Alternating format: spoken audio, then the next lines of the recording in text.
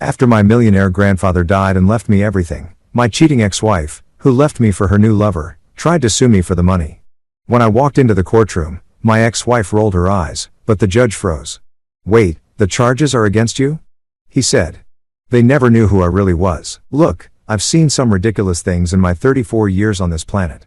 I've watched a guy try to microwave a burrito still wrapped in aluminum foil. I've witnessed someone parallel park for 20 minutes only to give up and take an Uber. And I once saw my college roommate attempt to iron a shirt while wearing it. But nothing, and I mean absolutely nothing, could have prepared me for the moment I walked into courtroom 3B of the Philadelphia County Courthouse and locked eyes with my ex-wife, Miranda. The eye roll she gave me wasn't just some casual ugh. No, this was a full-body experience. Her eyes didn't just roll. They did a complete gymnastics routine, stuck the landing, and probably pulled a muscle on the way back down. I'm talking Olympic-level disdain here, folks. The kind of eye roll that comes with its own dramatic soundtrack and slow-motion replay. For a split second, I genuinely thought she might injure herself, like she'd somehow sprain a cornea or detach a retina from the sheer force of her contempt. Honestly, I almost started a slow clap right there in the middle of the courtroom. It was that impressive. She was sitting at the plaintiff's table all dolled up in some power suit that probably cost more than my first car. Her perfectly highlighted hair cascading over her shoulders like she was posing for a LinkedIn headshot. Next to her sat Trent. Yes, that Trent, the gym instructor with the IQ of a protein shake, looking like he borrowed his suit from his older brother's bar mitzvah 2007. The guy had so much hair gel in that you could probably see his reflection from space, and he was doing that thing where he flexed his jaw muscles to look intimidating. Spoiler alert, it wasn't working. But here's where it gets good. Judge Harold Reynolds, a man who'd been presiding over family court cases since before I was born, looked up from the case file on his bench. He adjusted his glasses, squinted at the papers, then looked directly at me, standing there in my only decent suit, the one I'd bought specifically for Grandpa Henry's funeral 3 months ago. The judge blinked once, then twice, like his brain was trying to reboot after encountering a critical error. His mouth opened slightly, closed, then opened again, and I swear I could actually hear the Windows shutdown sound playing in his head. "Wait a minute," Judge Reynolds said slowly, his voice carrying that particular tone of confusion mixed with growing amusement. "The charges here. These allegations, they're against you." He glanced down at the file again, flipped a page like maybe he'd missed something crucial, then looked back up at me with the expression of a man who just realized the punchline to a joke he'd heard 3 days ago. "Marcus Whitmore, you're the defendant they're claiming manipulated and exploited an elderly man." I couldn't help it. A smile tugged at the corner of my mouth. "That would be me, Your Honor." The thing is, Miranda thought she had this whole situation figured out. She'd done the math in her pretty little head, probably while getting a pedicure or doing hot yoga or whatever it is people do when they have too much time and too little self-awareness. In her version of reality, she was suing her broke ex-husband, the guy who used to fix air conditioning units and unclog toilets for a living. The maintenance engineer, as I generously called myself, for what she believed was her rightful share of my late grandfather's estate. She'd probably pictured me still living in that crappy studio apartment in South Philly, still driving my 2003 Honda Civic with the duct-taped passenger mirror, still microwaving ramen noodles for dinner 4 nights a week. What she didn't know, what her smug lawyer, Richard Pike, apparently failed to properly investigate, and what was about to make this the most entertaining morning I'd had in years, was that the maintenance engineer she'd divorced 3 years ago, the guy she'd left with nothing but a sticky note and a half-empty apartment, was now the sole heir to a $30 million estate. Yeah, you read that right. $30 million with an M. The kind of money that has accountants, investment portfolios, and causes distant relatives you've never met to suddenly remember your birthday. My grandfather, Henry Whitmore, had been a Philadelphia legend. Retired Superior Court judge, real estate mogul, the guy who owned half the commercial properties in Center City, and had more connections than Verizon. He was the kind of man who wore 3-piece suits to breakfast, read 3 newspapers before lunch, and could make grown lawyers cry during cross-examination. And he was the only person in my entire life who'd ever told me something that actually stuck. "Son, keep receipts on everyone who betrays you. Not for revenge, for clarity." Smart man. Scary smart. The kind of smart that makes you nervous until you realize he's on your side. So, there I stood in this wood-paneled courtroom that smelled like old law books and broken dreams, watching my ex-wife's carefully constructed fantasy start to crumble before her eyes. I could see her lawyer frantically whispering something to her, probably trying to figure out why the judge was looking at the case file like it was written in invisible ink. Miranda's perfectly painted face had gone from smugly confident to slightly concerned. her Instagram-ready smile starting to crack around the edges. And Trent, poor dumb Trent, was just sitting there looking confused, which to be fair was pretty much his default setting. The guy probably thought estate me a type of car. I leaned slightly toward my own attorney, Lucas Shaw, a sharp guy who charged by the hour and was worth every penny, and caught Miranda's eye across the courtroom. She was staring at me now, and I could literally see the wheels turning in her head, trying to figure out why I looked so calm, why I wasn't sweating, why I seemed almost amused. That's when I couldn't resist. I gave her my best smile, the kind that doesn't quite reach your eyes. And then I shifted my gaze to Trent. He was adjusting his too tight collar, his tan looking especially orange under the fluorescent courtroom lights. I leaned just a little bit closer to Lucas, but kept my voice just loud enough to carry across the aisle. "Nice suit, Trent," I said conversationally. "Really brings out your ambition. Quick question, though. Did she pay for that, or did you manage to buy it with my alimony money?" The effect was instantaneous and beautiful.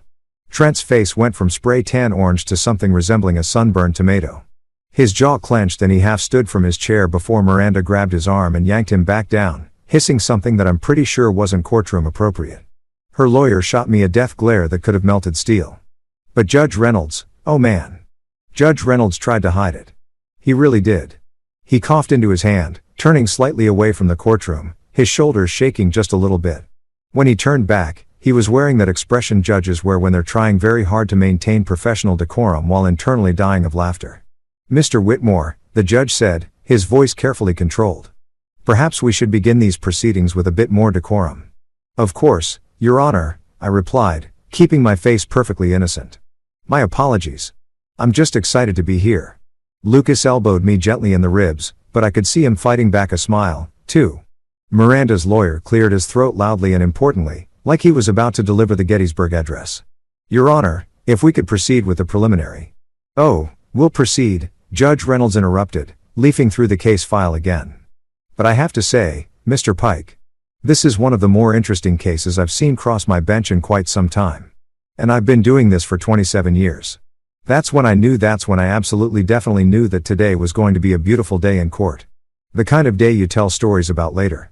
The kind that makes you believe in karma and cosmic justice and all those things people post inspirational quotes about on Facebook." Miranda was still staring at me. Her eye makeup starting to look a little less perfect. A tiny furrow appearing between her perfectly microbladed eyebrows. I could practically hear her internal monologue. Why isn't he scared? Why isn't he panicking? What does he know that I don't? Everything, sweetheart. I know everything. And as the bailiff called the court to order, and Judge Reynolds prepared to officially begin proceedings, I settled into my chair, crossed my legs comfortably, and prepared to watch the show because that's what this was going to be, a show. And unlike the past 3 years of my life, for once, I wasn't the one being played. I was about to get my favorite kind of justice, the legal kind, served with a side of poetic irony and garnished with just a hint of "I told you so." It was going to be a very good day indeed. Okay, so before we get back to watching Miranda's world implode in that courtroom, we need to rewind the tape a bit because you can't fully appreciate the sweet irony of this situation without understanding how I ended up sitting on a $30 million fortune in the first place. Trust me, this backstory is worth it. It's got everything. Family drama, unexpected plot twists, and a funeral that looked like someone had accidentally sent invitations to the entire Eastern Seaboard power structure.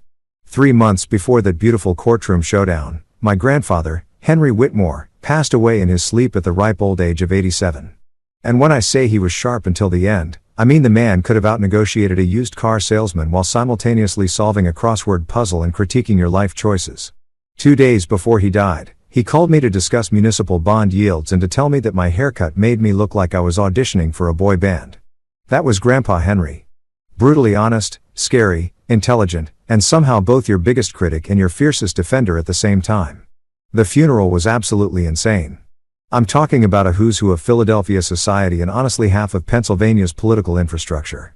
There were 3 state senators, 2 congressmen, at least a dozen Superior Court judges, all of whom looked genuinely sad, which tells you something about how respected he was. A collection of CEOs who probably had a combined net worth that could buy a small country and enough lawyers to staff every firm from here to Pittsburgh. The parking lot at the church looked like a luxury car dealership having a convention. Mercedes, BMWs, Teslas, and one absolutely ridiculous Bentley that belonged to some real estate developer who Grandpa had apparently destroyed in court back in the 90s, but who showed up anyway to pay respects because that's just the kind of legend Henry Whitmore was.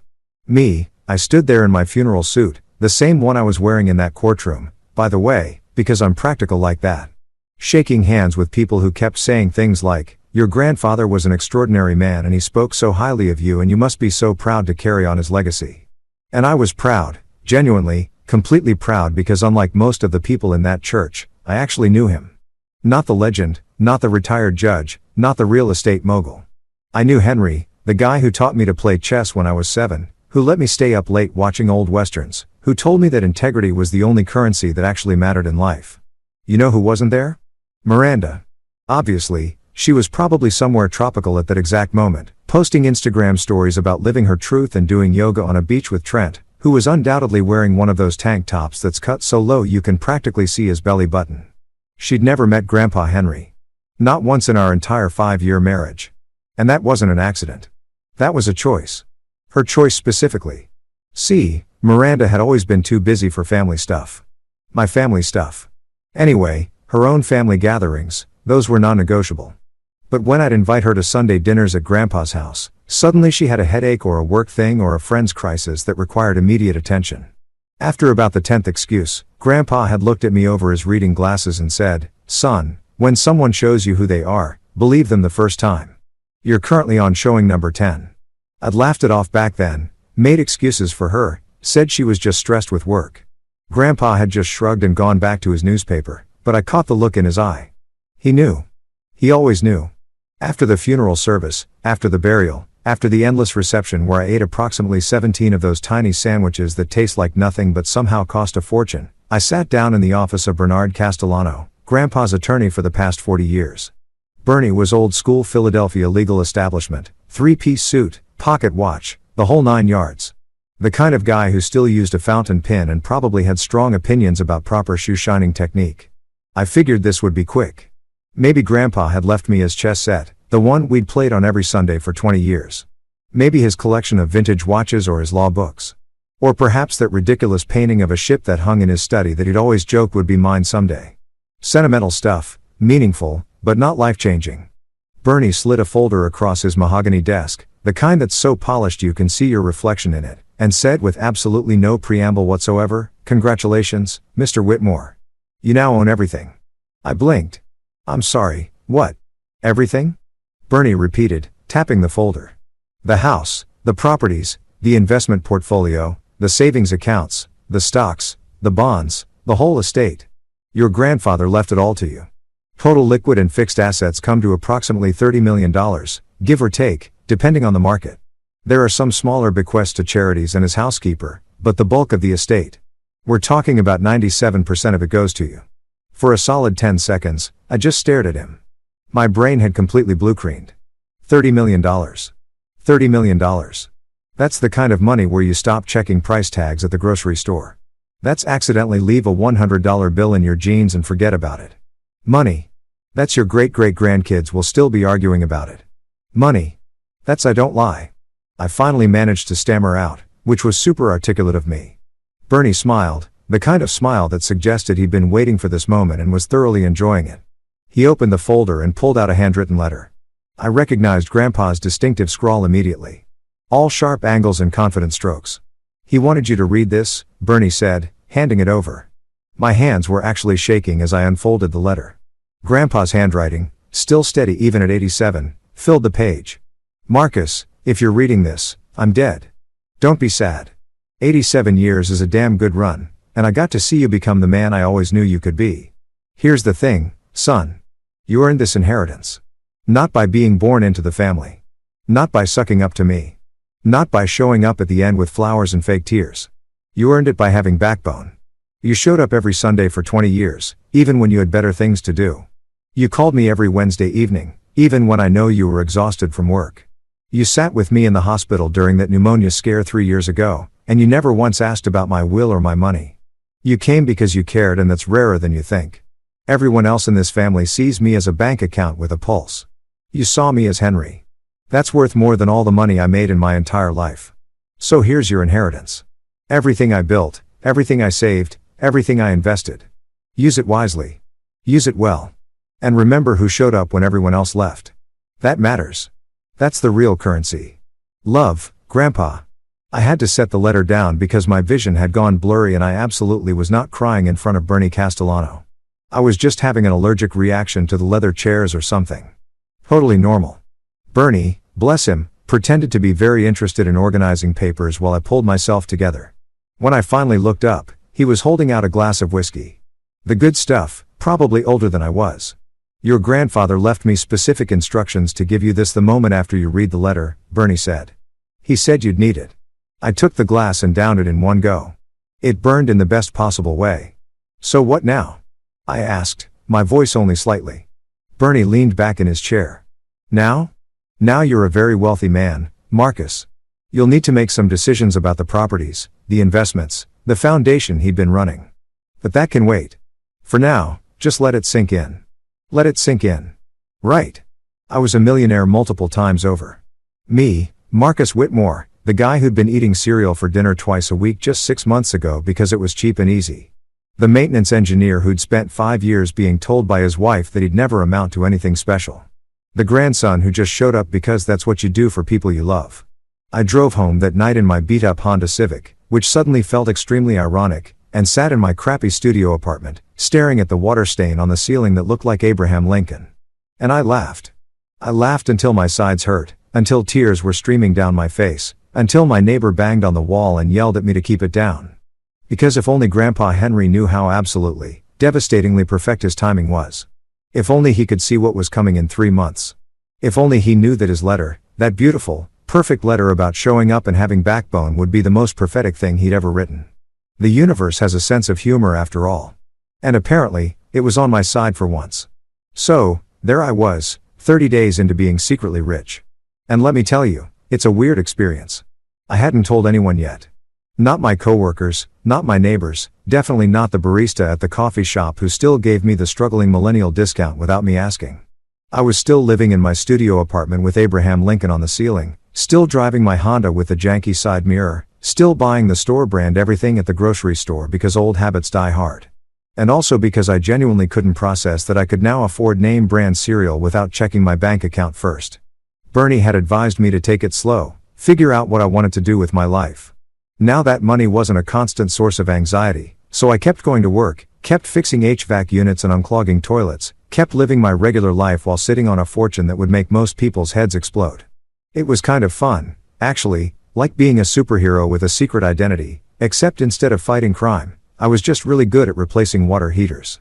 I was in the middle of eating leftover Chinese food straight from the container. Living that glamorous millionaire lifestyle obviously when my phone rang. Lucas Shaw's name popped up on the screen and I answered with my mouth full of Lane because I'm classy like that. Marcus, Lucas said, and his tone made me stop chewing immediately.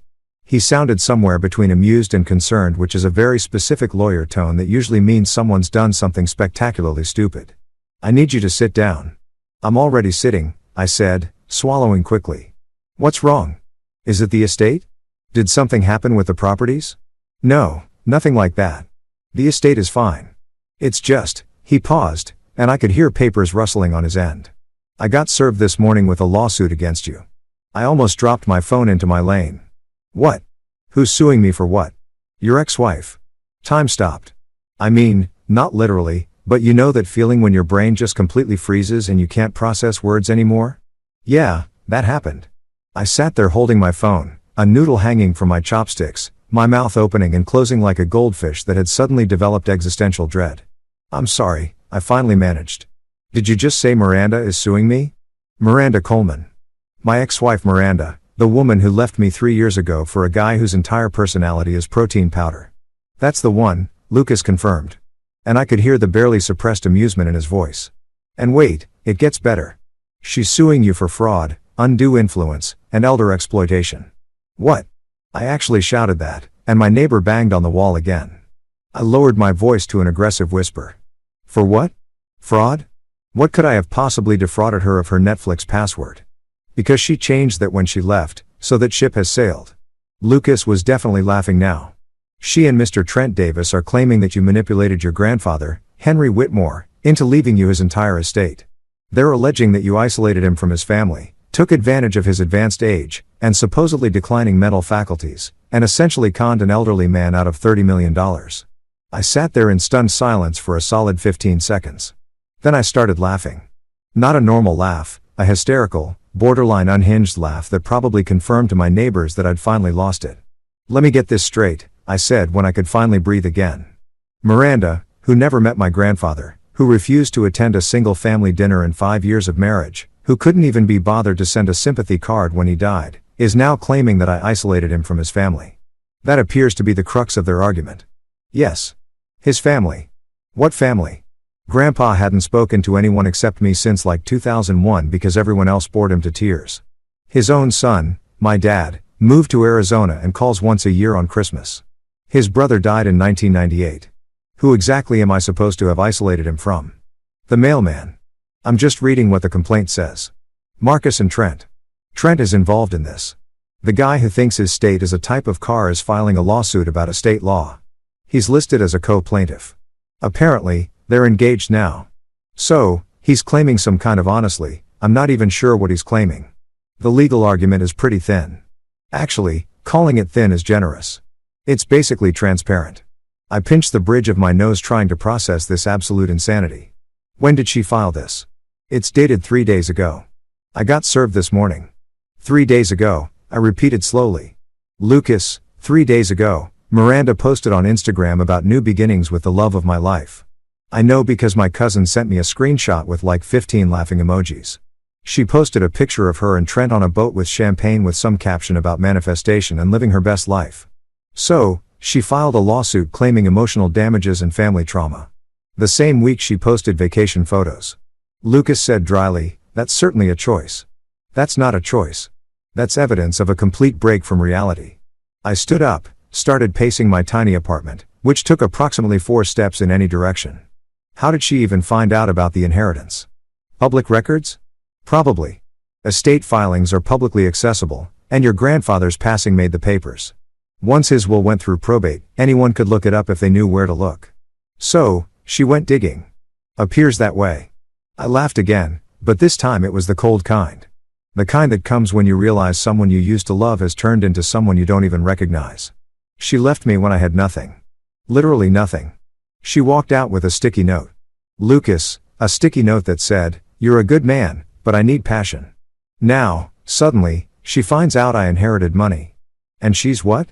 Crawling back, filing lawsuits. What's her endgame here? Best guess, she either wants a settlement to go away quietly, or she actually thinks she can convince a judge that she's entitled to a portion of your inheritance. Based on what legal principle, though, I regret my life choices clause. I've seen people try to win cases on less, Lucas admitted. But Marcus, between you and me, this is a garbage lawsuit. It's going to get tossed. She has no standing, no evidence. And from what you've told me about your relationship with your grandfather, she has absolutely no case whatsoever. So why is she doing this? Because people get weird about money, especially large amounts of money, and especially when they feel like they somehow deserve it. I thought about that for a moment about Miranda sitting in whatever overpriced apartment she and Trent were renting, scrolling through public records, seeing those numbers, doing the math, realizing that if she'd stuck around just a little bit longer, if she'd faked interest in my family for just a few more years, she could have been sitting on millions instead of splitting rent with a guy whose career peaked at fitness boot camp instructor. When's the first hearing? I asked. 2 weeks. Wednesday morning, 9 a.m. Judge Harold Reynolds presiding. Reynolds? I know that name. Wasn't he friends with Grandpa? Colleagues? Yes. They served on the bench together back in the 90s. I already checked. He doesn't have to recuse himself since he's not personally involved in the estate, but he definitely knew your grandfather professionally. A slow smile spread across my face. So Miranda is going to stand in front of a judge who actually knew Henry Whitmore and try to claim that I manipulated him. That does appear to be her strategy. Yes, Lucas. That's the dumbest thing I've ever heard. And I once watched Trent try to open a door that clearly said pull for a full minute. Lucas laughed. I'm not worried about the case, Marcus. It's frivolous, and any competent judge will see that immediately. I just wanted to give you a heads up that this is happening and to prepare yourself for seeing her in court. Oh, I'm prepared, I said, and I meant it. Trust me, I'm very prepared.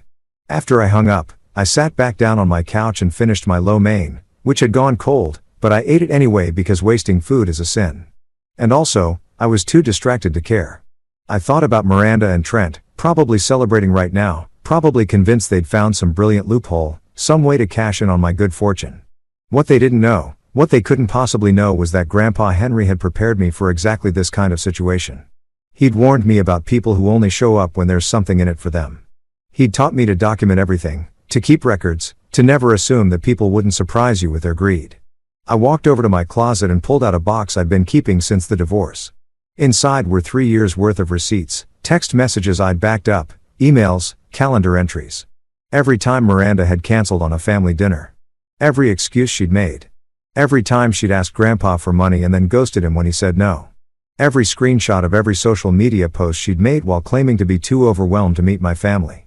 Grandpa had told me, keep receipts on everyone who betrays you. Well, Miranda, I thought, setting the box on my kitchen counter.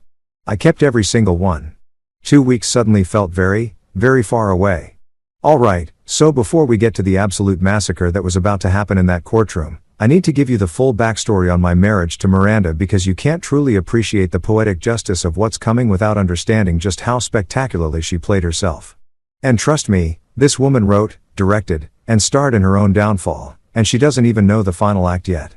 I met Miranda Coleman 7 years ago at a coffee shop in Rittenhouse Square, back when I was still trying to convince myself that my computer repair business was going to take off any day now. Spoiler alert, it did not take off. In fact, it crashed and burned so hard I'm pretty sure the wreckage is still smoking somewhere. But anyway, I was sitting there with my laptop trying to figure out why Mrs. Henderson's desktop kept blue screening when this absolutely gorgeous woman sat down at the table next to me and ordered something complicated involving oat milk and 3 different syrups. She had that look, you know, the one where everything about her screamed I'm low maintenance, but you could tell she spent 2 hours getting ready. The messy bun that took 15 minutes to perfect. Then natural makeup that required 12 products. The yoga pants that cost more than my rent. But she smiled at me, commented on my vintage Phillies t-shirt. And somehow we ended up talking for 3 hours about absolutely nothing important. I love that you're so passionate about helping people with their technology problems, she'd said, tilting her head in that way that probably worked on every guy she'd ever met. It's so humble. You have such a beautiful, grounded spirit. Humble. Grounded. Looking back, those were red flags bigger than the ones they fly at the beach when there's a hurricane coming. But I was 27 and stupid, and she was paying attention to me. So I ignored every single warning sign my brain tried to send. Translation of what she actually meant. I think you're a broke loser who will be easy to control and won't question me when I max out your credit cards. We dated for 6 months before I proposed, because apparently I was speedrunning bad decisions that year. The wedding was small. My family, her family, a few friends, and about 40 people on her side that I'd never met and would never see again. Grandpa Henry came, wore his best suit, shook my hand, and pulled me aside before the ceremony. Son, he said quietly. Are you absolutely sure about this? Of course, I'd said, confused. I love her, Grandpa. He'd looked at me for a long moment, and I could see him choosing his words carefully. Love is important, but pay attention to how someone treats people who can't do anything for them. That tells you who they really are. I'd laughed it off, told him he was being overprotective, promised him he'd love Miranda once he got to know her better. He just nodded, kissed me on the forehead like he used to when I was a kid, and said, I hope you're right. Narrator voice, I was not right. The first year of marriage was fine, or at least I thought it was fine, which in retrospect means it definitely wasn't fine, and I was just oblivious. Miranda worked as a social media consultant, which as far as I could tell meant she took selfies and called it market research. I was still doing computer repair and had just picked up some maintenance work on the side to make ends meet, because surprise, fixing computers for old people who keep clicking on email scams doesn't actually pay very well. But Miranda had expensive taste. Designer purses, premium gym memberships, monthly spa appointments, a skincare routine that required more products than a CVS checkout line. And somehow, despite her consulting business, I was the one paying for all of it. Babe, I need this moisturizer, she'd say, holding up a tiny jar that cost $140. It's an investment in my skin health. That's like a week of groceries, I'd point out. Don't be cheap, Marcus. Self-care isn't selfish, right? Self-care. That's what we were calling burning through my paycheck before the bills were paid. Every Sunday, I'd go to Grandpa's house for dinner. It was our thing. Had been since I was a teenager. We'd play chess, argue about politics, watch whatever game was on, just hang out. And every Sunday, I'd invite Miranda. I can't this week, babe. I have a headache. I promised Chloe I'd help her with something. I'm so stressed with work. I just need to decompress. Your grandfather is kind of intimidating, you know. I just need more time. Excuse after excuse after excuse. For 5 years, she came to maybe 3 Sunday dinners total, and 2 of those were Christmas and Thanksgiving when she basically had no choice. She never called him, never asked about him, acted like my family was some kind of inconvenient obligation that interfered with her real life. Meanwhile, she expected me to attend every single one of her family events. Her mom's birthday, her dad's retirement party, her cousin's baby shower, her aunt's book club. I showed up to all of them, smiled, made small talk, pretended I enjoyed listening to her mother explain for the 15th time how Miranda could have been a model if she'd wanted to. Year 3 was when Trent entered the picture, though I didn't know it at the time. Miranda suddenly needed a gym membership to the fanciest fitness center in Philadelphia, the kind where they have eucalyptus-scented towels and water with cucumber slices. She started going every morning at 6 a.m., which should have been my first clue because Miranda had never voluntarily woken up before 9 in her entire life. I'm just really getting into fitness, she'd say, wearing matching workout sets that cost more than my car payment. It's important to prioritize health. She started talking about this amazing trainer who was really helping her reach her goals. Trent this, Trent that. Trent says high-intensity intervals are the key to metabolic health. Trent recommended this protein powder. Trent thinks I should try hot yoga. I'm not an idiot. I mean, clearly I was a bit of an idiot or I would have seen this coming. But even I started to notice that she was spending more time talking about her trainer than she was talking to me. She'd come home from the gym all energized and glowing, then barely acknowledge me for the rest of the day. Maybe you should work out with us sometime, she suggested once, which was hilarious because I was working 60-hour weeks fixing air conditioners and hauling equipment upstairs. I was getting plenty of exercise. Thanks. I'm good, I'd said. But maybe you could skip one session and come to Grandpa's for dinner this week. He's been asking about you. She'd rolled her eyes. Practice for the Olympic-level performance she'd given the courtroom 3 years later and said, Marcus, your grandfather barely knows I exist. Stop trying to guilt-trip me. That stung, mainly because it was partially true.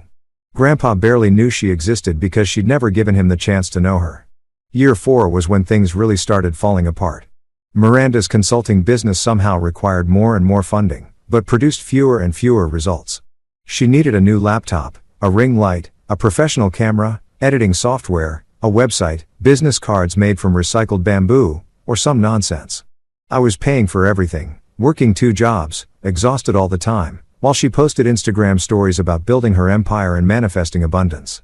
Meanwhile, my relationship with Grandpa was the only thing keeping me sane. Every Sunday, without fail, I'd show up. Sometimes I'd be so tired I could barely keep my eyes open, but I'd go anyway because that's what you do for people you love. We'd play chess. He won probably 70% of the time. And he'd ask me how I was really doing. Not the polite version, but the truth. Marriage is hard. I'd admit sometimes, but we're working on it. He'd nod, move his knight, and say something like, son, you can't work on a marriage alone. Takes 2 people showing up. I'd deflect, make excuses, change the subject, but he was right. He was always right. Year 5, Miranda's best friend, Chloe, let something slip at a barbecue. We were all a few drinks in, and she made a comment about how it must be nice that Miranda's finally found someone who matches her energy. What do you mean? I'd asked. Chloe's face had gone white. Oh, I just meant, you know, with her fitness journey and everything. But I knew in that moment, I absolutely knew. All those early morning gym sessions, all that talk about Trent, all the time she'd come home late because she lost track of time doing cardio. It wasn't cardio. Well, technically maybe it was, but not the kind that happens on a treadmill. I didn't confront her right away. I watched, paid attention, noticed things I'd been ignoring. The way she hit her phone screen, the way she'd smile at texts and then quickly delete them. The new lingerie that I never saw her wear around me. The excuses about being tired whenever I tried to initiate anything physical. One morning, I woke up to find a sticky note on the bathroom mirror. Not even a real conversation, not even the decency of a face-to-face breakup, just a yellow post. It note stuck next to the toothpaste holder. Marcus, you're a good man, but I need passion. I need someone who understands me on a deeper level. I'm moving out today while you're at work. I hope you find happiness. That was it. 5 years of marriage summarized in 4 sentences on a 3-inch square of paper. No explanation, no apology, nothing about the 5 years I'd supported her dreams while mine died on the vine. Nothing about the credit card debt she'd left me with. Nothing about the fact that she'd been cheating on me for at least a year. I called Grandpa. Didn't even say hello. Just she left. "I'm sorry, son," he said quietly. "Come over. Bring whatever you need." I stayed with him for 2 months while I got myself together, found a new apartment, started rebuilding my life. He never said, "I told you so." Never lectured me. Just let me heal. And told me the same thing over and over. Don't chase people who run towards stupidity. Best advice I ever got. And now, 3 years later, here we were. Miranda had chosen Trent, chosen his abs over my reliability, chosen passion over partnership. And I'd chosen to move forward, to keep showing up for the people who mattered, to maintain my integrity even when it would have been easier to become bitter. The universe was about to reward one of those choices and punish the other. Karma, as it turns out, has perfect timing. So, there we were back in courtroom 3B, and let me tell you, the energy in that room was absolutely electric. You know that feeling you get right before something spectacular is about to happen. Like when you're watching a cooking competition and someone's soulé is clearly about to collapse. Or when you see someone confidently walking toward a glass door they think is open. That beautiful moment of anticipation before disaster strikes. Yeah, that's exactly what this felt like. Except I was the only one who knew the disaster was coming. Miranda and Trent sat at the plaintiff's table looking like they'd just won the lottery and were waiting for someone to hand them the oversized check. Miranda had gone full power woman with her outfit, a navy pantsuit that probably cost more than my monthly rent, hair blown out to perfection, makeup applied with the precision of someone who'd watched approximately 400 YouTube tutorials.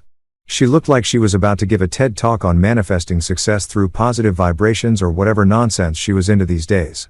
Trent, bless his heart, was wearing a suit that fit him about as well as I'd fit into a pair of skinny jeans. The shoulders were too tight, the pants were too short, and he kept tugging at his collar like it was personally attacking him. His hair was gelled within an inch of its life, giving him that wet look that guys think makes them look sophisticated, but actually makes them look like they just emerged from a swimming pool. He was also wearing cologne. I could smell it from across the room. Some aggressive scent that probably had a name like Alpha Predator or Extreme Masculine Force. Their lawyer, Richard Pike, was exactly what you'd picture when you think of a sleazy attorney who advertises on bus benches. Mid-50s spray tan that was just a shade too orange, teeth so white they were practically glowing, in a suit that screamed I peaked in 1997 and I'm still coasting on that energy. He had one of those faces that's permanently set to smug, like he was constantly thinking about how clever he was even when he absolutely wasn't. Lucas leaned over to me as we watched Pike dramatically arrange his papers on the table, making a big show of everything like he was preparing to argue in front of the Supreme Court instead of a routine family court hearing. $20 says he opens with a quote, Lucas whispered. No bet, I whispered back. Guys like that always open with a quote. Probably something about justice or truth that he found on brainyquote.com. Judge Reynolds entered and we all stood.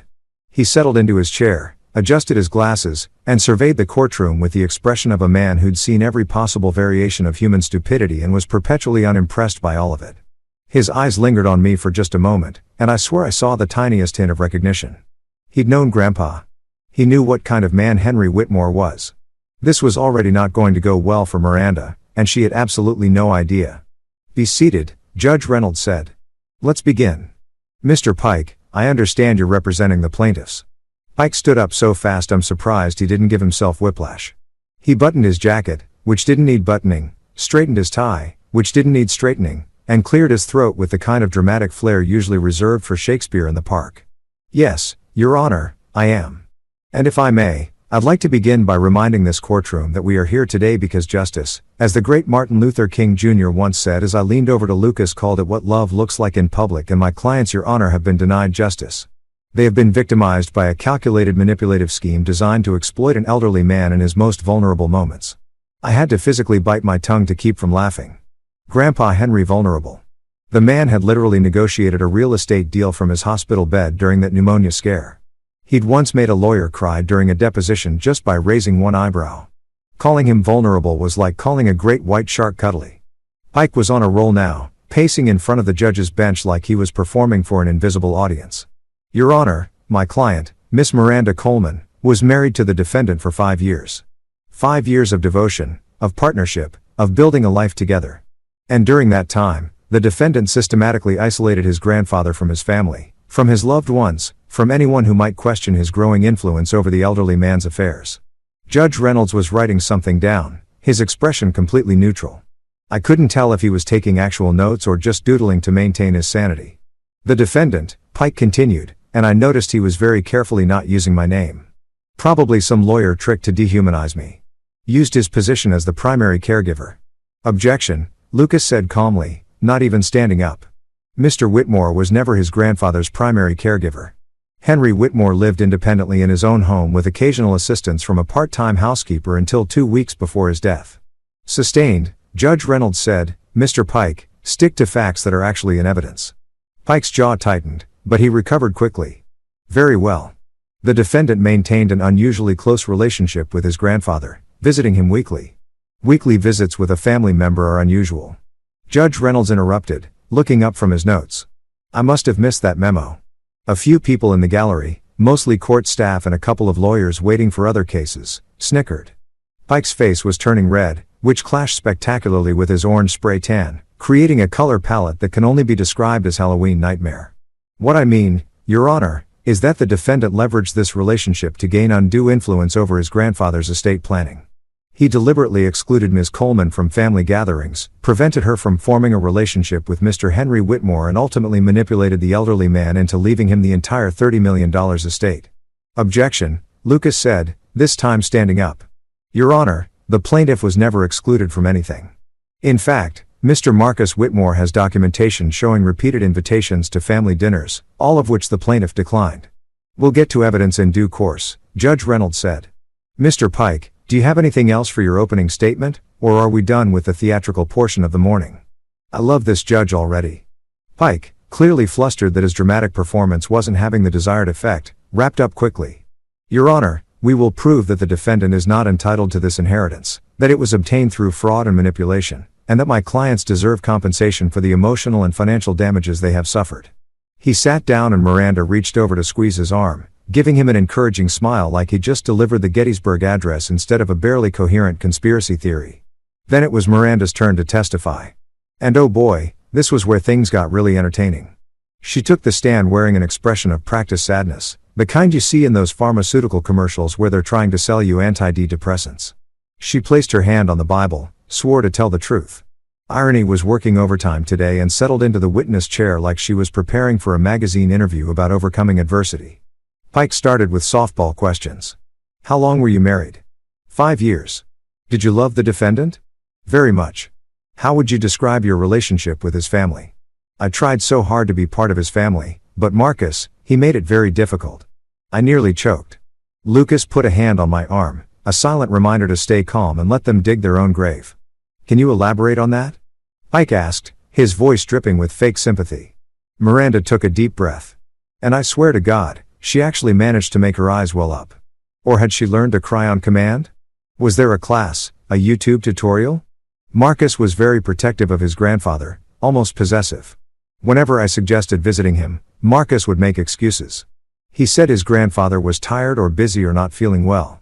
He made me feel like I wasn't welcome. This was amazing. She was literally rewriting history in real time and she was doing it under oath. And how did this make you feel? Pike asked. Because apparently we were in therapy now instead of a courtroom. Excluded. Hurt.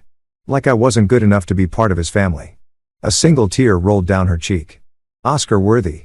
Honestly, I just wanted to know his grandfather. I wanted to be a good granddaughter-in-law. But Marcus kept me at a distance. And do you believe this was intentional? I do. Now looking back, I realize he was isolating his grandfather so that he could manipulate him without anyone questioning it. He turned Henry against me against everyone.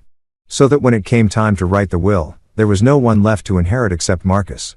The way she said Grandpa's first name like they'd been close, like she had any right to use it familiarly made my blood boil. She'd never earned that right. She'd never even tried. Pike nodded solemnly. And during your marriage, did the defendant ever discuss his grandfather's finances with you? All the time.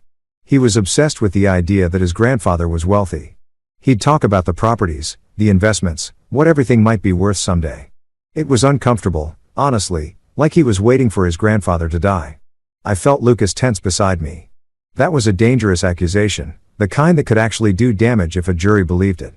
But this wasn't a jury trial. It was just Judge Reynolds, and he was watching Miranda with the expression of someone listening to a sales pitch for a timeshare. No further questions, Pike said, sitting down with a satisfied smile. Now came the fun part. Lucas stood up, took his time walking to the podium, and smiled pleasantly at Miranda. She smiled back, probably thinking she'd nailed her performance, and this was just a formality. "Miss Coleman," Lucas began, his voice friendly and conversational. "You testified that you wanted to visit Mr. Henry Whitmore, but that my client prevented you from doing so. Is that correct?"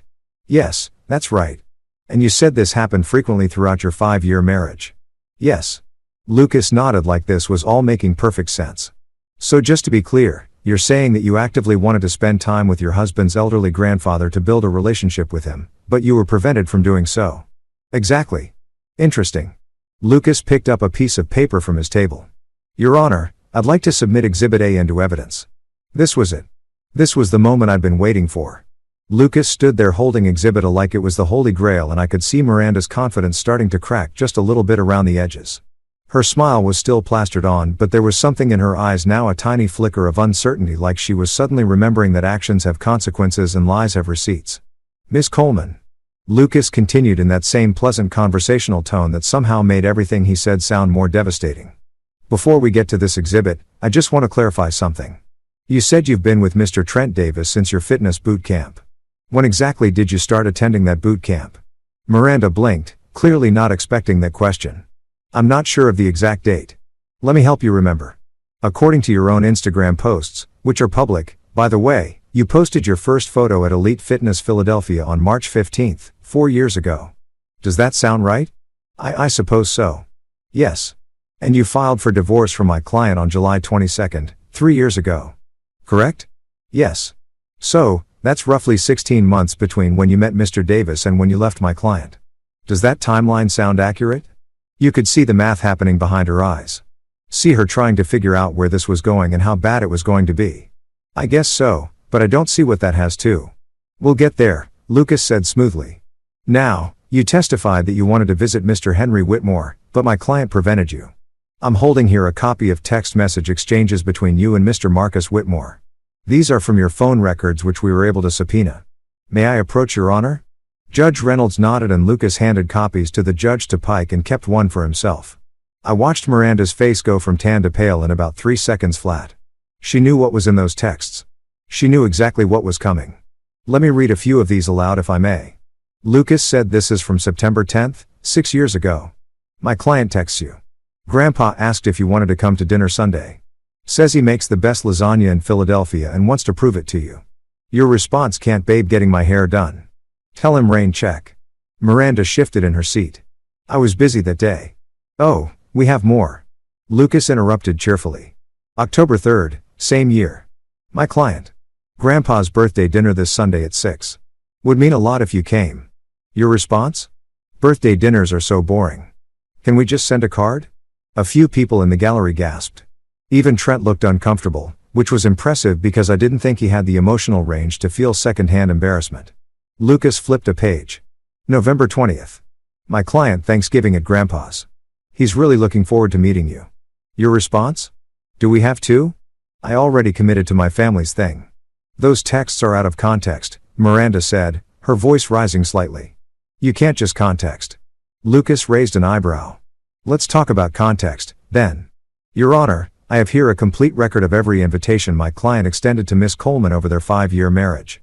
In total, he invited her to 53 Sunday dinners, 7 holidays for birthdays, and 1 hospital visit when Mr. Whitmore had pneumonia. She attended 3 Sunday dinners, 2 of which were mandatory holidays, and 0 of everything else." Judge Reynolds was reading through the text messages, and his expression had gone from neutral to something resembling barely controlled annoyance. "Miss Coleman, these messages appear to directly contradict your earlier testimony." "I can explain," Miranda started. But Lucas wasn't done. "Actually, Your Honor, it gets better or worse, depending on your perspective. May I present Exhibit B?" Oh man, this was the good stuff. Lucas pulled out a stack of printouts that looked like they'd come from social media, and I knew exactly what they were because I'd helped him compile them. Every single Instagram post, Facebook check-in, and Twitter update Miranda had made during times when she'd claimed to be too busy or too tired to visit Grandpa. "This is from the same day as that September 10th text," Lucas said, holding up a printout. "The day Miss Coleman said she couldn't come to dinner because she was getting her hair done. Here's her Instagram post from that evening. Girls' night at Coda. Best cocktails in the city. Complete with a photo of her at a bar with 6 friends. Timestamp 7:45 p.m. Miranda's lawyer jumped up. Objection. This is social media stalking? It's publicly available information, Lucas said calmly. Miss Coleman chose to post these photos publicly.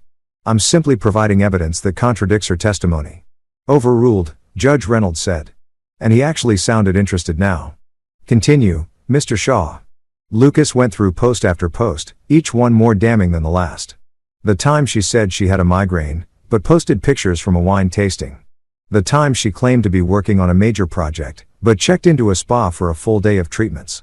The Thanksgiving she skipped because of her family's thing that turned out to be a weekend trip to Miami with Trent. Yeah, that one raised some eyebrows. And here's my personal favorite, Lucas said, holding up another printout. This is from April 12, 2 years ago. My client invited Ms. Coleman to the hospital because his grandfather had pneumonia and the doctors weren't sure he'd make it through the night. Her response, and I quote, "That's really sad, but I can't handle hospital vibes right now. Send him my love." The courtroom was dead silent. Even the stenographer had stopped typing and was just staring at Miranda with open disgust. That same night, Lucas continued, Miss Coleman posted this photo to Instagram, "Date night with my king," featuring her and Mr. Davis at an expensive steakhouse. My client was at the hospital holding his grandfather's hand, thinking he might die, and Miss Coleman was taking selfies with her personal trainer. That's enough, Pike shouted, standing up so fast his chair rolled backward. Your Honor, this is character assassination. None of this is relevant, too. It's extremely relevant. Lucas shot back. The plaintiff claims she was excluded from the family and prevented from forming a relationship with Mr. Whitmore. I'm proving that she actively chose not to participate repeatedly and consistently for years. You can't claim someone isolated you from a relationship you never wanted in the first place. Judge Reynolds held up a hand. Mr. Pike, sit down. The objection is overruled. Mr. Shaw, proceed. Miranda was crying now, but these weren't the pretty controlled tears from earlier. These were real tears, mascara running, face crumpling tears of someone who'd just realized they'd been caught in a massive lie under oath. Lucas walked back to our table, picked up another folder, and returned to the podium. Now, Miss Coleman, let's talk about your relationship with Mr. Trent Davis. You testified that you've known him for 4 years, correct? Yes, she whispered. And when did your romantic relationship with him begin? After my divorce. After. Are you sure about that? Silence. Because I have here screenshots from a backup Instagram account you maintained under the username Fit Queen Adventures. Private account. Only 47 followers. But one of those followers was your friend Chloe, who was very cooperative when we explained this was for a legal proceeding. Miranda looked like she was going to throw up. Trent had gone completely white. His spray tea the only thing giving him any color. Lucas held up printout after printout. Miranda and Trent at the gym kissing in the parking lot. Dated 8 months before the divorce. Miranda and Trent at a hotel captioned weekend getaway with my person dated 6 months before the divorce. Miranda and Trent at the beach. Clearly couple. Why? Dated 4 months before the divorce. So, let me ask you again, Miss Coleman, and remember you're under oath, Lucas said quietly. When did your romantic relationship with Mr. Davis begin? She couldn't speak. She literally couldn't form words. Her mouth opened and closed like a fish gasping for air. Your Honor, Lucas said. I think the evidence speaks for itself. The plaintiff committed perjury when she claimed to want a relationship with Mr. Whitmore. She committed perjury when she claimed my client isolated her. And she just committed perjury when she claimed her relationship with Mr. Davis began after the divorce. Everything about this case is based on lies. I have more, Lucas said. And I loved how calm he sounded, like he was ordering coffee instead of systematically destroying someone's credibility. Miss Coleman, do you remember asking Mr. Henry Whitmore for money? I never, Miranda started. Exhibit C, Lucas said, holding up more papers. Text messages between Ms. Coleman and Mr. Henry Whitmore. The phone number is confirmed to be his. These messages show Ms. Coleman reaching out to Mr. Whitmore directly, bypassing my client entirely on 6 separate occasions. Let me read one. Hi, Henry. Marcus talks about you all the time. I'm starting a skincare line and looking for investors. Would love to chat about opportunities. Judge Reynolds looked up sharply. She contacted him directly asking for money. Multiple times, Your Honor. And each time Mr. Whitmore politely declined, and each time she stopped responding to his messages. He invited her to lunch 3 times after these exchanges. She never responded. He invited her to Christmas dinner. No response. The only time Miss Coleman showed any interest in communicating with Mr. Whitmore was when she wanted financial backing. This is absurd. Pike finally found his voice. These messages could be there authenticated, Lucas said flatly. Phone records, timestamps, metadata, everything. Would you like me to call in a digital forensics expert to testify? Because I brought one and he's waiting outside. Pike sat down defeated. Lucas turned back to Miranda. So, just to summarize, you never wanted a relationship with Mr. Whitmore. You repeatedly declined invitations. You were cheating on my client for at least a year before the divorce. You only contacted Mr. Whitmore when you wanted money, and you're now claiming you deserve part of an inheritance from a man you couldn't be bothered to visit, even once when he was dying. Is that accurate? Miranda was full-on sobbing now. We needed. It's not fair that Marcus gets everything. Life isn't fair, Miss Coleman. Judge Reynolds said coldly. But the law is, and the law says you have no claim to this estate. The judge looked at Pike with an expression that could freeze hell. Counselor, is there anything else or are we done wasting the court's time? Pike stood up weakly. No, Your Honor. Good, because I have some things to say. After watching Lucas absolutely demolish Miranda's entire case with the legal equivalent of a tactical nuke, Judge Reynolds called a 15-minute recess. I think he needed time to compose himself and figure out how to professionally express what probably translated to, "Are you freaking kidding me with this nonsense?" Improper legal language. Miranda practically ran out of the courtroom, Trent following behind her like a confused golden retriever who just realized his owner was actually terrible. Pike gathered his papers with the energy of a man contemplating early retirement and perhaps a career change to something less soul-crushing, like being a DMV employee or a phone company customer service representative. Lucas and I stayed seated. He was making notes, completely calm, while I was trying to process the fact that I just watched my ex-wife commit perjury multiple times and then get caught in spectacular fashion. That went well, Lucas said without looking up from his legal pad. That was beautiful, I replied. I mean, I knew we had the evidence, but watching you actually use it, that was like watching a master chef work, except instead of food, you were serving justice with a side of humiliation. Wait until you testify, Lucas said. That's when we really drive it home. When we reconvened, the energy in the courtroom had completely shifted. Miranda looked like she'd been crying in the bathroom. Her makeup was smudged, her eyes were red, and she'd lost that artificial confidence she'd walked in with. Trent looked like he was seriously reconsidering his life choices, which to be fair, he should have been doing for the past 4 years. Pike looked like he wanted to be literally anywhere else on the planet. Judge Reynolds settled back into his seat and looked directly at Lucas. Mr. Shaw, does the defense wish to call any witnesses? Yes, Your Honor. The defense calls Marcus Whitmore. This was it. My moment to tell the truth, the whole truth, and nothing but the truth, which was going to be way more satisfying than I'd imagined. I stood up, walked to the witness stand, placed my hand on the Bible, and swore the oath. The same oath Miranda had sworn about 30 minutes ago before lying her face off. The difference was I actually meant it. Lucas started with the basics. Mr. Whitmore, can you tell the court about your relationship with your grandfather, Henry Whitmore? I took a deep breath and looked directly at Judge Reynolds. Not at Miranda, not at her lawyer, just at the judge who'd known Grandpa and would understand what I was about to say. My grandfather raised me. I began. My parents got divorced when I was 12, and neither of them really had their act together enough to be full-time parents. Dad moved to Arizona. Mom was dealing with her own stuff, and Grandpa just stepped up. He didn't have to. He was already in his 60s, already retired, could have been playing golf or traveling or doing whatever retired judges do, but he took me in, made sure I did my homework, taught me how to be a decent human being. And did that relationship continue into your adulthood? Lucas asked. Every single week, Sunday dinners were our thing. We'd play chess. He beat me probably 70% of the time, even when he was 86. We'd watch whatever game was on. We talk about everything from politics to philosophy to why the Phillies can never seem to get their act together. He was my best friend, honestly. The one person I could always count on to tell me the truth, even when I didn't want to hear it. And did you invite your ex-wife, Miss Coleman, to these dinners? Every single time for 5 years, I invited her. Every Sunday, I'd say, Grandpa wants us to come over. And she'd have an excuse. She was tired. She had plans. She had a headache. She had to work on her business. After the first year, Grandpa stopped asking if she was coming. He just set 2 places at the table instead of 3. Did that bother him? I paused, remembering. He never said it out loud. But yeah, I think it did. Grandpa was old school. Family was everything to him. The fact that my wife didn't care enough to show up, didn't care enough to even try to know him, I think that hurt. But he never complained. He just accepted it and moved on. Lucas nodded. Now, Miss Coleman testified that you prevented her from visiting your grandfather.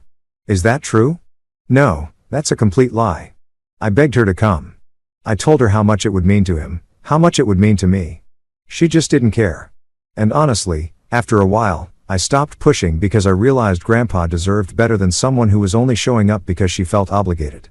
Did you ever discuss your grandfather's wealth with Miss Coleman? This was important and I wanted to get it right. Never in the way she described. Yeah, I knew Grandpa had money. He owned properties. He'd been successful. It wasn't a secret. But I never sat around calculating what I might inherit someday. That's disgusting.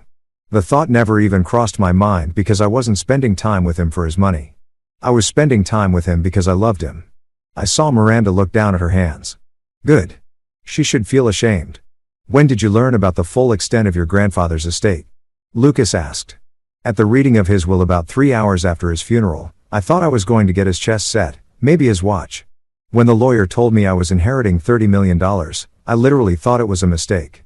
I asked him to repeat it 3 times because I couldn't process it. And what was your reaction? I smiled, remembering that surreal moment in Bernie's office.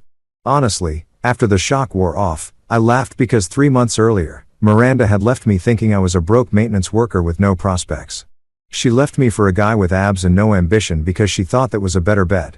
And then Grandpa left me everything, and I realized the universe has a sense of humor after all. A few people in the gallery chuckled. Even Judge Reynolds cracked a tiny smile. Did your grandfather have any relationship with Miss Coleman? Lucas asked. He tried. After the text messages, she sent him asking for money, which, by the way, I didn't know about until we pulled phone records for this case. He invited her to lunch 3 separate times. She never responded. He invited her to Christmas dinner 2 years in a row. Nothing. The only time she reached out to him was when she wanted him to invest in her skincare line, which I'm pretty sure never actually existed beyond some Pinterest boards and wishful thinking. And how did he feel about that? He told me, son, people who only call when they need something aren't family, they're salespeople. He wasn't angry about it, just disappointed. He'd seen enough people in his life try to use him that it didn't surprise him anymore. But I know it hurt him that my wife, the person I'd chosen to build a life with, couldn't even pretend to care about him unless there was money involved.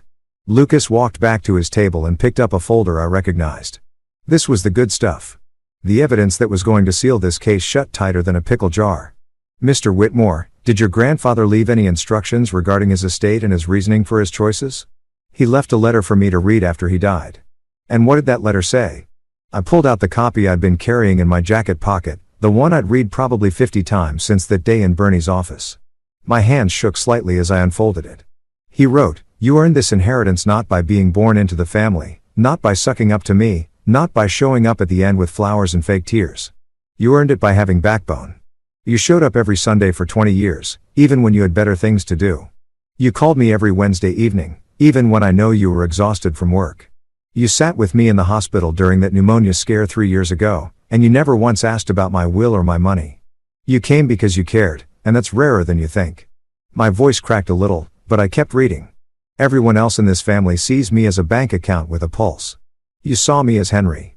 That's worth more than all the money I made in my entire life. So, here's your inheritance. Everything I built, everything I saved, everything I invested. Use it wisely. Use it well. And remember who showed up when everyone else left." The courtroom was completely silent. I looked up and saw that even the stenographer had tears in her eyes. "That's the kind of man my grandfather was," I said. "He didn't leave me his money because I manipulated him or because I isolated him.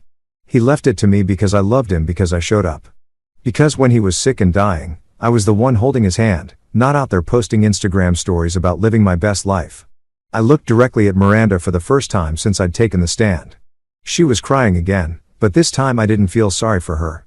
Not even a little bit. She had 5 years to know him.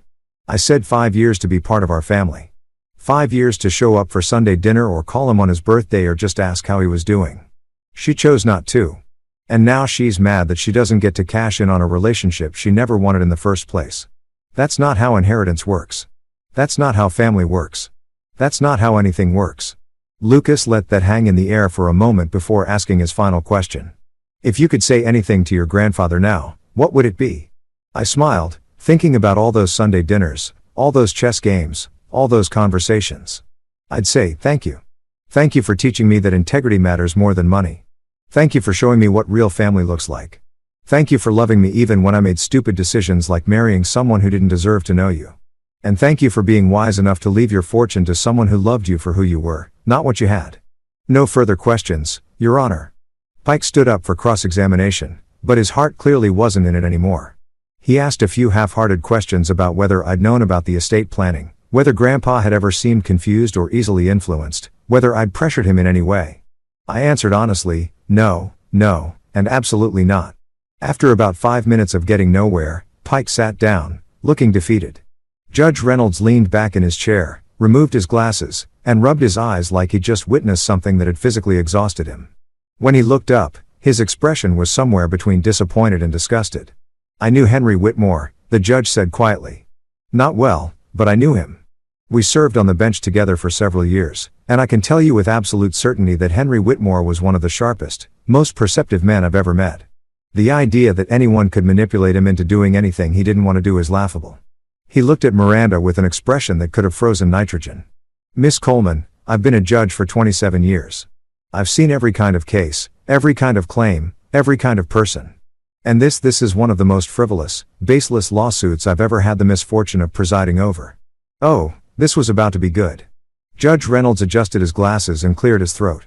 The kind of sound that meant someone was about to get absolutely destroyed in the most professional way possible. After reviewing the evidence presented today, he began, his voice carrying that particular tone of judicial authority mixed with barely concealed irritation. I find that the plaintiff's case is without merit. The evidence clearly shows that Mr. Marcus Whitmore maintained a consistent loving relationship with his grandfather for decades. The plaintiffs, however, demonstrated interest only when financial gain was involved. Miranda's face crumpled. Trent looked confused, like he was still trying to figure out what without merit meant. Miss Coleman, your testimony was contradicted by your own text messages, social media posts, and phone records. You committed perjury multiple times on this stand. Not only is your case dismissed with prejudice, meaning you cannot refile, but you will also be responsible for paying Mr. Whitmore's legal fees, which I imagine are substantial. Pike tried to stand. Your Honor, if we could sit down, Mr. Pike. I'm not finished. 3 weeks after the courtroom victory, Mrs. Henderson, Grandpa's elderly neighbor, showed up at my door holding a weathered envelope. Henry gave this to me years ago, she said softly. Told me to give it to you when the time was right. I think now's the time. Inside were letters Grandpa had written but never sent. My hands trembled as I read his elegant handwriting. Marcus, if she ever tries to come back, remember, forgiveness doesn't mean stupidity. You can forgive someone and still keep them out of your life. Another one read, love is showing up. You did. She didn't. That's all that matters. I framed that second letter and hung it above my desk in my new office. Yes, I finally moved out of that studio apartment. I took Grandpa's advice seriously, invested wisely, donated a chunk to veteran scholarships in his name, and started my own law firm. I called it Whitmore & Witt. The Witt part was intentional, and Grandpa would have loved it. 5 years later, life had become something I never thought possible during those dark days of eating ramen in my studio apartment with Abraham Lincoln staring down at me from the ceiling. The law firm was thriving beyond my wildest expectations. With 3 partners, 12 associates, and a reputation for taking cases that other firms wouldn't touch, we specialized in representing people who'd been betrayed, underestimated, or screwed over by someone they trusted.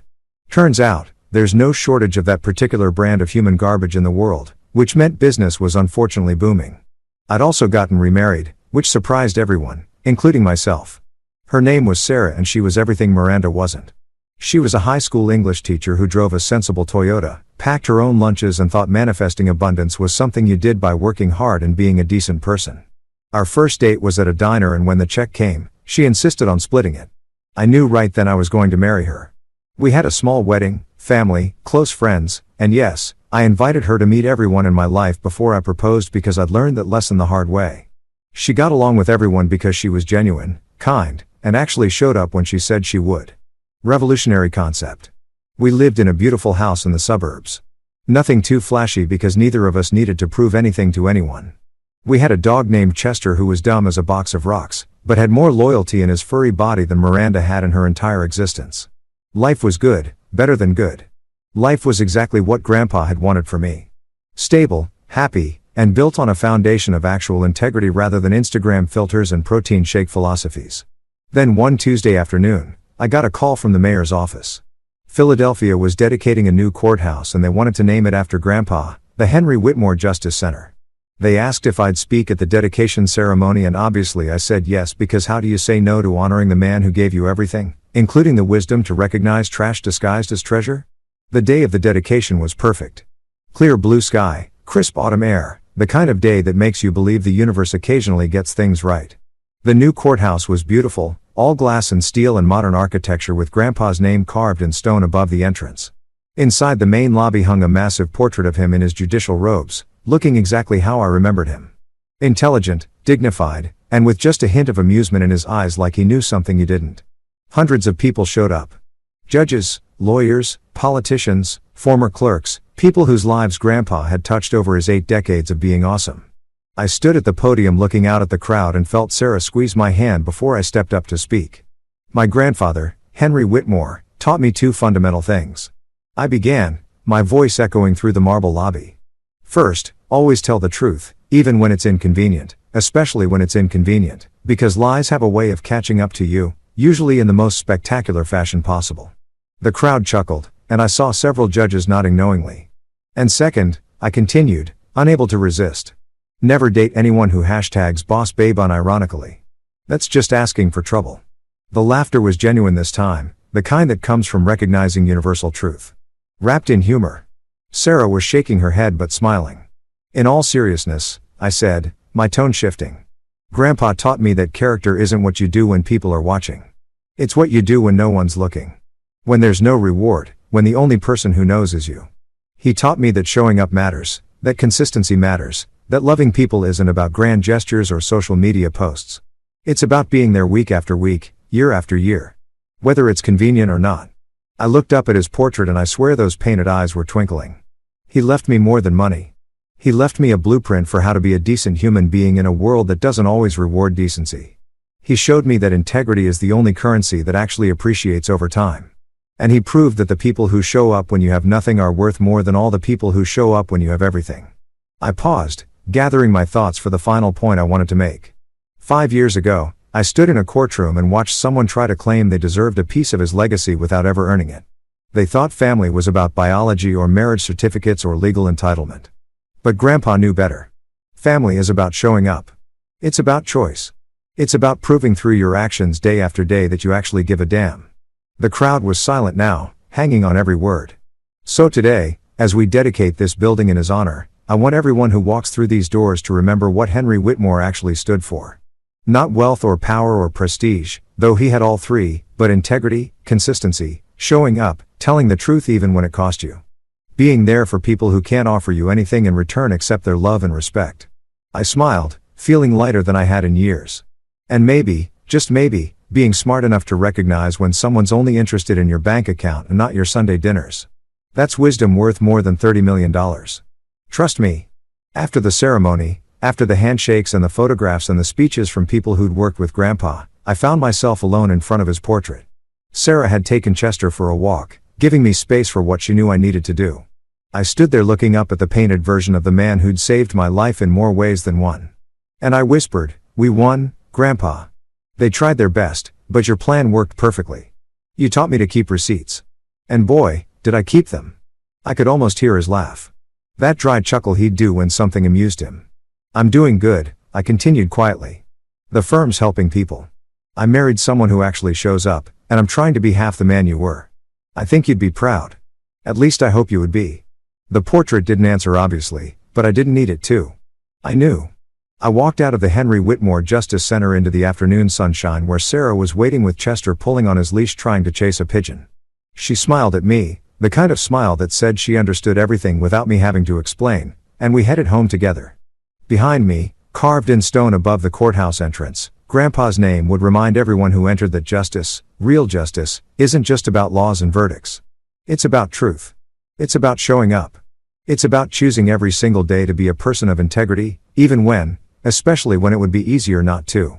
Love shows up, greed shows out, and sometimes karma wears a robe and a gavel. Grandpa would have loved that line.